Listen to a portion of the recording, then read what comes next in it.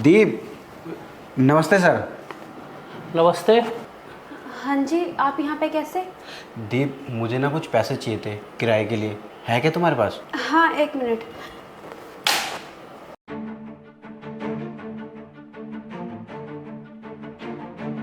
फिलहाल तो 200 रुपये ही हैं, चलेंगे? हाँ, काम चल जाएगा। अच्छा ठीक है, अब आप ध्यान से जाइएगा और ना अपनी पढ़ाई पे ध्यान देना। हाँ हाँ, मैं अपनी पढ़ाई पे पूरा ध्यान रखूँगा। और हाँ, अपना टाइम से आ जाना, मैं शाम को खाना बना के रखूँगी। हाँ हाँ ठीक है, मैं टाइम से आ जाऊँगा। दीप, इधर आओ। जी सर। इधर आओ। ये सब क्या चल रहा है? और तुम अपने पति को पैसे क्यों दे रही हो? वो कमाता वमाता नहीं है क्या? अरे नहीं साहब, ऐसी कोई बात नहीं है। वो तो ना, वो अभी पढ़ाई करते हैं, तो मैंने उनसे कहा था कि आप अपनी पढ़ाई पे ध्यान दो, बाकी मैं काम करके घर के सारे खर्चे संभाल लूँगी। क्या पढ़ाई कर रहा है? अरे दीप, ये उम्र ना पढ़ाई करने की नहीं होती है, घर संभालने की होती है। तुमसे शादी करी है ना उसने, तो वो जिम्मेदारी उठाए। तुम क्यों उसे पैसे दे रही हो? अरे नहीं साहब, आप ना गलत समझ रहे हैं, ऐसा कुछ भी नहीं है। वो क्या कहते हैं, हाँ आईएएस, वो ना आईएएस बनने की तैयारी कर रहे हैं। उनका ना सपना था कि वो आईएएस बने। वो क्या है ना साहब, उनके घर वालों ने ना उनके बारे में कभी सोचा ही नहीं कि उनके बेटे को क्या करना है, उनके बेटे को क्या बनना है। और अब जब मैं शादी करके उनकी ज़िंदगी में आई हूँ, तो मेरा तो फ़र्ज़ बनता है ना कि उनका साथ देना और उनके सपने को पूरा करने में उनकी मदद करना। तो बस इसलिए मैंने उनसे कह दिया था कि आप अपना पूरा ध्यान अपनी पढ़ाई पे लगाओ, बाकी के उनके जो भी खर्चे होंगे वो मैं उठा लूँगी। तो बस इसीलिए वो अपनी पढ़ाई पे ध्यान दे रहे हैं और मैं यूँ ही घर घर जाके काम कर लेती हूँ। इनसे घर का खर्चा भी चल जाता है और उनकी पढ़ाई का भी देख लेती हूँ और सब कुछ अच्छे से हो जाता है। क्या आईएएस? पता भी है कि आईएएस होता है क्या है? वो ना तुम्हारा बेवकूफ़ बना रहा है, लूट रहा है तुम्हें वो। और एक बात बता दूं, इस उम्र में ना कोई पढ़ाई वढ़ाई नहीं होती है। वो देख रहा है अच्छे से कि मेरी बीवी कमा रही है, तो उसे कमाने की ज़रूरत है नहीं, मज़े से तुमसे पैसे ले आता और उड़ा रहा है वो। अरे उसको बोलो कि आईएएस वाईएएस का ना ख्वाब छोड़ दे। ये तुम जैसे छोटे लोगों का ख्वाब नहीं होता, ये बड़े लोगों का ख्वाब होता है जिनके पास बहुत पैसा होता है। और तुम लोग ना नौकर हो, तो तुम लोगों पे ना ये झाड़ू पोछा अच्छा लगता है, ना कि आईएएस की तैयारी करना।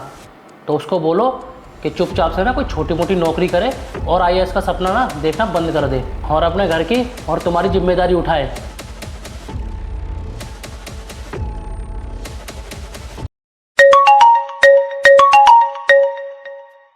हेलो।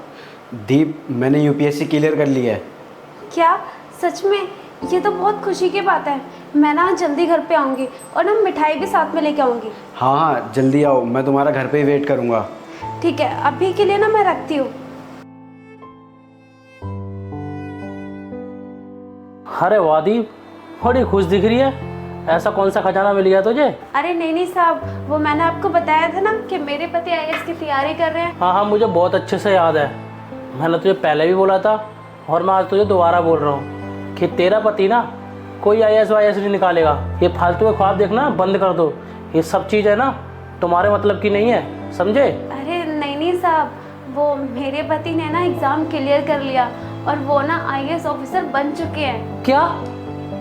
ये क्या बोल रही है? सच में तेरे पति ने पेपर क्लियर कर लिया और आईएएस बन गया? हाँ साहब, वो उस दिन मैंने आपको बोला था ना कि मेरे पति पे किसी को भरोसा हो या ना हो, पर मुझे उन पे पूरा भरोसा है कि एक ना एक दिन ना वो अपने सपने ज़रूर पूरे करेंगे। और मेरा साथ देखिए कितना काम आ रहा है। जो ऊंचाई वो इतने टाइम से छूना चाह रहे थे, वो ऊंचाई उन्होंने आज छू ली। लेकिन किसी ने भी ना उनका सपोर्ट नहीं किया और किसी ने सोचा भी नहीं था कि वो इस मुकाम पर पहुंच पाएंगे। लेकिन मैं जानती थी और मैंने अपना पत्नी धर्म बहुत अच्छे से निभाया। जो भी मैं उनके लिए कर सकती थी मैंने सब कुछ किया। और साहब, आप कहते थे ना कि मेरे पति इस उम्र में पढ़ाई लिखाई कर रहे हैं, उन्हें काम करना चाहिए। और साहब, आप कहते थे ना कि मेरे पति की ये कोई उम्र नहीं है पढ़ाई लिखाई की, उसे इस उम्र में मेरा ध्यान रखना चाहिए, घर की जिम्मेदारी उठानी चाहिए। तो देखिए ना साहब, आज से मेरे पति ने सारी जिम्मेदारियां अच्छे से उठा ली और अब तो मुझे ज़रूरत भी नहीं है घर घर जाके झाड़ू पोछा ये सब काम करने की। हाँ दीप, अब तो तुझे काम करने की ज़रूरत नहीं है। अब तो तेरे पति को बहुत अच्छा घर मिलेगा गवर्नमेंट की तरफ से। अब तो तू वहाँ रहेगी। और दीप प्लीज़ मुझे माफ़ कर देना, मैंने तेरे पति को अंडर एस्टिमेट किया। मुझे लगता था कि तुम छोटे लोग हो तो ये बड़ी नौकरी कभी नहीं कर सकते हो, लेकिन आज तुमने साबित कर दिया कि मेहनत करने वालों की कभी हार नहीं होती है। प्लीज़ दीप मुझे माफ़ कर देना। अरे नहीं नहीं साहब, आप माफ़ी क्यों मांग रहे हो? कोई बड़ी बात नहीं है। वैसे भी आप तो बड़े लोग हो और हम छोटे लोग हैं, तो हमें आदत होती है ये सारी बातें सुनने की। और साहब इतने टाइम से काम कर रही हूँ तो अब तो आदत भी हो चुकी है ये सारी बातें सुनने की। और वैसे भी साहब जब हमारे घर वालों ने हमें सपोर्ट नहीं किया तो फिर मैं आपसे या फिर और बाहर वालों से क्या ही उम्मीद रखूँ। लेकिन साहब आप जब जब मुझे डांटते थे ना तो मुझे ऐसा लगता था कि आप ना मेरे भले के लिए ही डांट रहे हो। तो बस इसीलिए मुझे कभी भी आपकी बात का बुरा नहीं लगा। और वैसे भी साहब अच्छा ही हुआ ना कि आप मुझे टाइम टू टाइम डांटते रहे और आप मुझे सीख देते रहे। तो इसी वजह से ना मैंने अपने पति को और अच्छे से सपोर्ट किया, उन्हें समझाया। और देखिए ना साहब आज उन्होंने अपने सारे सपने पूरे कर लिए। और अगर आप नहीं होते ना तो मुझे लगता है कि मेरे पति का अपना सपना कभी पूरा नहीं हो पाता।